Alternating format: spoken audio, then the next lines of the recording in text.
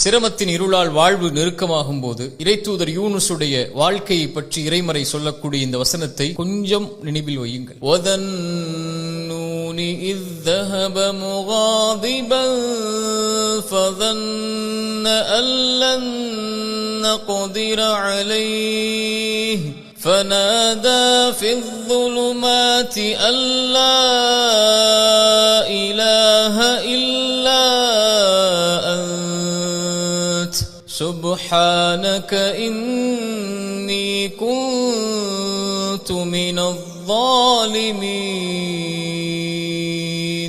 யூனுஸ் கோபப்பட்டு தன்னை இறைவன் பிடிக்க மாட்டான் என எண்ணி கடலில் சென்று கொண்டிருக்கும் போது மீனுடைய வயிற்றில் அகப்படுகிறார். இருள் அவரை சூழ்கிறது. அவர் செய்த பாவத்தை அந்த சிரமத்திற்கு பிறகு எண்ணி பார்க்கிறார். இறைவனிடத்தில், இறைவா, நான் அநீதம் செய்து விட்டேன், நீ பரிசுத்தமானவன், உன்னை தவிர வணங்க தகுதியானவன் யாரும் இல்லை என்று தன் பாவத்தை தன் சிரமத்திற்கு பிறகு ஒப்புக்கொள்கிறார்.